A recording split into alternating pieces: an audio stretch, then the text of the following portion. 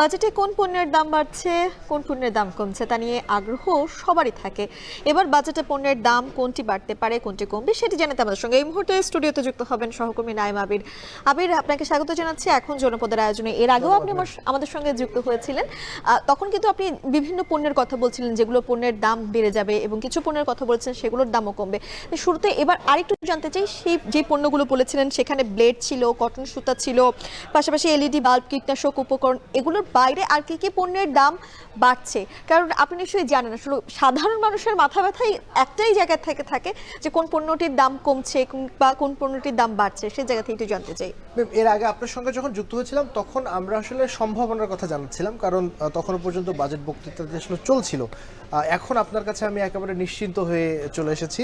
সুতরাং এখন আমার কাছে যে তালিকাটি আছে সেই তালিকাটি একেবারে মানে নিশ্চিতভাবে বলা যায় যে এই তালিকাগুলোকে প্রস্তাব করা হয়েছে বাড়ানোর জন্য, আবার এই তালিকাগুলোকে কমানো হচ্ছে। প্রথমে আপনি বলছিলেন ব্লেডের কথা। ব্লেডের দাম বাড়ছে একেবারে নিশ্চিত, এটি প্রস্তাব করা হয়েছে এবং এটি উৎপাদন পর্যায়ে যেহেতু বেড়েছে, অর্থাৎ বলাই যায় যে দেশীয় যে উৎপাদন হয় বাংলাদেশে সেখানে এটি 5% থেকে বাড়িয়ে 7% করা হচ্ছে। সুতরাং ব্লেডের যে খরচ সেটি বারবার বাজারে একটা সম্ভাবনা তৈরি হবে, এটি স্বাভাবিক, এবং একই সাথে শেফ করবার যে খরচ সেটি কিন্তু সেখানে সেটি প্রভাব পড়বে। এরপরে সুতার কথায় আসি মিম, আপনি কিছু তখন বলছিলাম সম্ভাবনার কথা, এবার কিন্তু সেটি নিশ্চিত করে বলতে পারি কটন সুতা, অর্থাৎ যেটা আমরা একেবারে বাংলাদেশে উৎপাদন হয় সেই সুতার কিন্তু দাম বাড়ছে এবং সেটি আসলে 5 টাকায় হয়েছে 3 টাকা ছিল এর আগে, অর্থাৎ 2 টাকা করে বাড়লো। এবং এটি হচ্ছে কেজি প্রতি আসলে এটি বাড়বে আর কি, এবং 3 থেকে 5 টাকা হচ্ছে, 2 টাকা বাড়ছে। সুতরাং বুঝতে পারছেন মানে সুতা থেকে যে ধরনের পণ্য আসলে আমরা উৎপাদন করি বাংলাদেশে, গামছার কথা যদি বলি সব থেকে বহুল মানে আমরা সবাই ব্যবহার করি এই পণ্যটি। এছাড়াও লুঙ্গি, তারপরে শাড়ি, এই ধরনের পণ্যগুলোর দাম, অর্থাৎ দেশীয় যে পোশাকগুলো রয়েছে সেই পোশাকে তো দেশীয় সুতারই ব্যবহার সবচেয়ে বেশি হয়ে থাকে, তো সেই পণ্যগুলোর দাম অনেকটাই বেড়ে যাচ্ছে। এতে করে কি আপনার মনে হয় না সাধারণ মানুষ আসলে দেশীয় পণ্য কিনতে নিরুৎসাহিত হবে কিনা, সেটি তো আসলে মানে একটা প্রভাব পড়বে বাজারে, কারণ সুতার দাম বাড়লে কাপড়ের দামের উপর প্রভাব পড়বে, সেটি স্বাভাবিক। যদি এটি প্রস্তাবিত বাজেট, তবে প্রস্তাবিত বাজেট একটা কাটছাট হবে হয়তো, যখন 1 মাস পরে যখন সংশোধন হবে তখন হয়তো আমরা আরো বিস্তারিত বলতে পারবো। তবে আপাতত সেটি বলছি আর কি। এছাড়া বিদ্যুৎ বাল্বের কথা বলছিলাম যে আমরা সবাই আসলে এলইডি বাল্ব ব্যবহার করি বিদ্যুৎ সাশ্রয়ের জন্য, সেখানে কিন্তু দাম বাড়ানো হয়েছে এবং 10% কাস্টমস শুল্ক এখানে কিন্তু বসেছে। সুতরাং আপনাকে বিদ্যুৎ সাশ্রয় করতে হবে, কম করে বাল্ব জ্বালাতে হবে, কারণ নিশ্চয়ই আপনি জানেন যে আলো আমরা সবসময় পছন্দ করি, সেই আলোর দামও আসলে বাড়ছে একরকম বলাই যায়। আরেকটি বিষয় মিম, সেটা হচ্ছে যে কীটপতঙ্গ, যে কীটনাশক যে উপকরণগুলো, কীটপতঙ্গ যেই উপকরণগুলোর মাধ্যমে আসলে তাদেরকে তাড়ানো হয় বা মারা হয়, বিশেষ করে মশার কথা যদি বলি, যে বাংলাদেশে বা ঢাকায় বিশেষ করে মশার একটা বড় রকমের উপদ্রব হয়, এবং একই সাথে যদি বলি তাহলে এটির মাধ্যমে এখন ডেঙ্গুর একটা বড় রকম প্রকোপ রয়েছে। এছাড়াও বিভিন্ন খেতে খামারে যে ধরনের কীটনাশক মানে কীটপতঙ্গ আমরা দেখি ক্ষতিকারক, সেই ক্ষতিকারক যে পতঙ্গগুলো রয়েছে সেই পতঙ্গগুলোর কাস্টম শুল্ক 15% বাড়া হয়েছে। অর্থাৎ মশা মারতে যে কামান দাগার কথা আমরা জানতাম, সেই কামান দাগার আসলে দরকার, মানে যেটা দরকার হবে সেখানে আসলে মশা মারবার খরচ বাড়বে। এবার আসি নির্মাণ উপকরণের যে বিষয়গুলো, সেটি হচ্ছে যে আমরা তো প্রচুর দেখি যে আশপাশে নির্মাণ উপকরণ দিয়ে বিভিন্ন কনস্ট্রাকশন হচ্ছে, সেখানে যদি বলি সিমেন্টের দাম বাড়বে, স্ক্রু নাট বোল্টের দাম বাড়বে, এবং একই সাথে বাড়বে মার্বেল এবং গ্রানাইট বোল্ডার যেগুলো রয়েছে সেগুলোর দাম। আমি যদি একটু সংখ্যায় বলি কত বাড়তে পারে, সেটি যেহেতু আমাদের হাতে ইতিমধ্যে চলে এসেছে, সিমেন্টের কাস্টমস শুল্ক বাড়বে 15 থেকে 25% পর্যন্ত, এবং স্ক্রু নাট এবং বোল্টের কর ভার যেটি আছে সেটি বর্তমানে রয়েছে 37%, সেটি বেড়ে দাঁড়াবে 89%, মানে দ্বিগুণেরও বেশি কিন্তু এখানে বাড়ছে।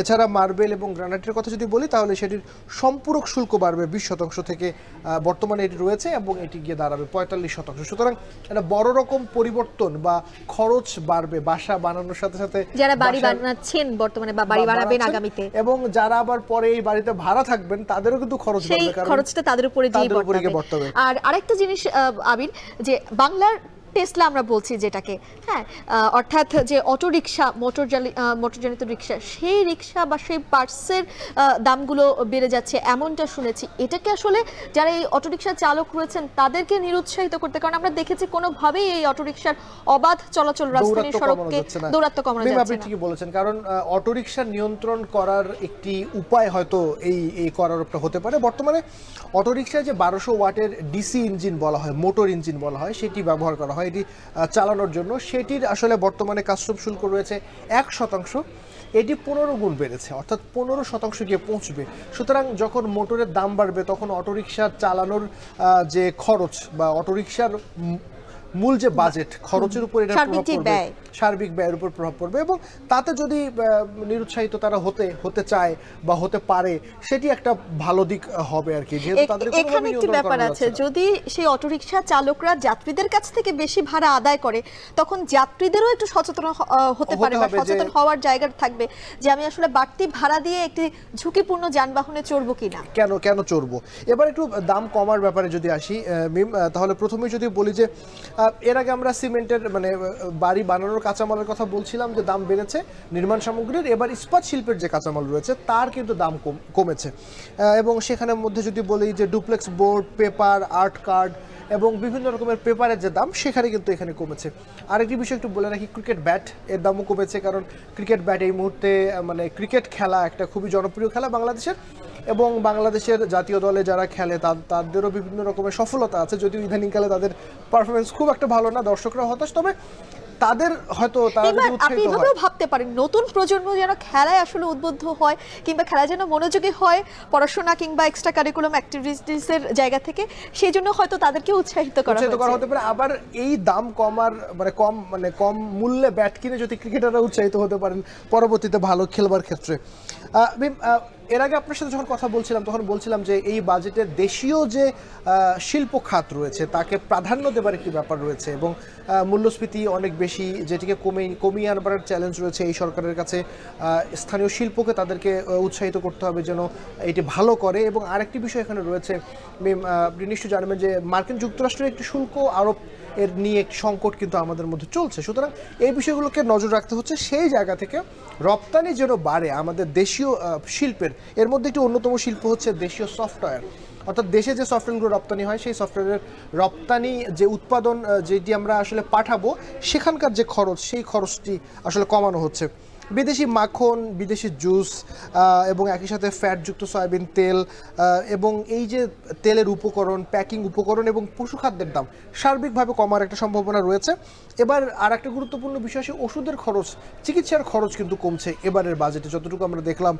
বিশেষ করে 79টি পণ্য শুল্কমুক্ত করার ঘোষণা এসেছে, অর্থাৎ চিকিৎসা করবার ক্ষেত্রে বিশেষ করে যদি বলি ক্যান্সার, কিডনি এবং রক্তনালীর বিভিন্ন রোগের ওষুধ এবং যন্ত্রপাতি, হাসপাতালের ব্যয়, বেড, এইসব জায়গাতে কিন্তু একটা কমার সম্ভাবনা রয়েছে। স্বাস্থ্য খাতে বরাদ্দ কম রয়েছে, তবে এটি কিন্তু আসলে একটি ইতিবাচক দিক যে চিকিৎসার ব্যয় আসলে কমবে। এবার সবশেষ আর একটা তথ্য দিয়ে আজ এখনকার আমি আলোচনাটা শেষ করতে চাই, সেটি হলো যে হিমাগারের যন্ত্রপাতি। আপনি নিশ্চয়ই জানেন যে বাংলাদেশ তো কৃষি প্রধান দেশ, নিঃসন্দেহে এটি অবকাশ নেই। আর একটা বিষয় যেটা বলি সেটা হলো যে আমাদের দেশের কৃষকদের সব থেকে বড় সমস্যা, আমাদের যে পরিমাণ পণ্য উৎপাদন হয় সেটি কিন্তু সংরক্ষণ করবার কোনো সুযোগ থাকে না বা জায়গা থাকে না। আপনি দেখেন যে পরিমাণ আলু উৎপাদন হয় আমরা কিন্তু সেটি নষ্ট হয়ে যায়, ধান একই রকম অবস্থা, ভুট্টার একই রকম অবস্থা। সুতরাং এই পণ্যগুলো যদি সংরক্ষণ করা যেত এবং পরবর্তীতে বাজারজাত করা যায়, তাহলে কিন্তু একটা বড় রকম যারা কৃষক রয়েছেন তাদের কিন্তু সেভিংস হয় এবং তারা একটা ভালো মূল্য পায়।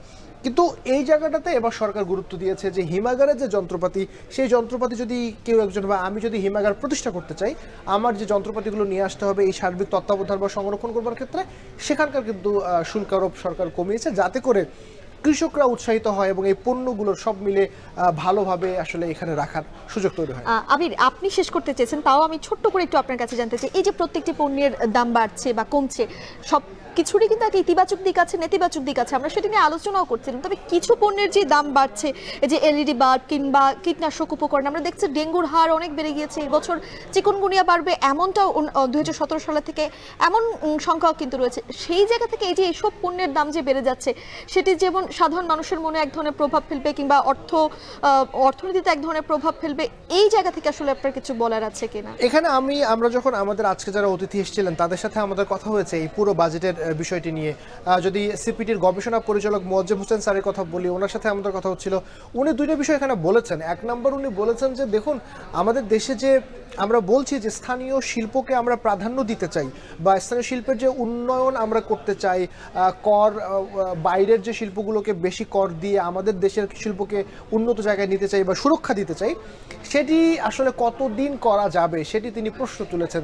বরং তিনি বলেছেন যে আমরা কেন আমাদের সক্ষমতা বাড়াচ্ছি না, আমরা যদি আমাদের সক্ষমতা বাড়িয়ে বিশ্ব বাজারের যে পণ্যের সাথে প্রতিযোগিতা তৈরি করতে পারি, তাহলে কিন্তু এই যে সুরক্ষা দেবার ব্যাপারটি সেটি কিন্তু থাকে না। এটি এক নম্বর। আর দুই নম্বর একটি বিষয় বলেছেন, আপনার কথার সাথে আমি একটু যুক্ত করতে চাই মিম, সেটি হচ্ছে যে এবার এই সরকার যখন দায়িত্ব নেয় তারপর থেকে কিন্তু আমরা দেখেছি যে পরিবেশ বান্ধব বিভিন্ন পণ্য নিয়ে বিভিন্ন রকম তারা কাজ করেছে। এবং এবারের বাজেটে কিন্তু প্লাস্টিক জাত যে পণ্যগুলো রয়েছে, কিচেন ওয়্যার বা হোম ওয়্যার এবং একই সাথে ওয়ান টাইম যে গ্লাস বা মগগুলো রয়েছে, সেখানে কিন্তু একটা তারা কর আরোপ করেছে। পণ্যের দাম বাড়িয়ে দেওয়া হচ্ছে বা বাজারের সেই পণ্যটির দাম বেড়ে যাবে, তাহলে আমার বিকল্প আসলে ব্যবহার আমি কি করতে পারি? এটি সমস্যা। এক নম্বর হচ্ছে আপনার বিকল্প নেই, দুই নম্বর হচ্ছে মোয়াজ্জেম স্যারের কথাটা আমি একটু কোট করতে চাই। তিনি বলছিলেন যে দেখুন, আপনার এই রিসাইক্লিংটা কি, মানে আপনি যে প্লাস্টিকের পণ্য ব্যবহার করছেন, ব্যবহার করে ফেলে দিচ্ছেন, এটি তো মাটি হজম করতে পারছে না। তাহলে সেটির যে ব্যবস্থাপনা, সেই ব্যবস্থাপনায় আগে জোর দিতে হবে।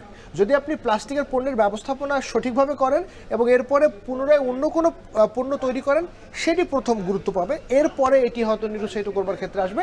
3 নম্বর বলেছেন বিকল্প তৈরি করতে হবে। এই ছিল আমার কাছে। আবির, আপনার সঙ্গে আমার আলোচনা একদমই জমে গিয়েছিল, তবে সময়ের কারণে শেষ করছি।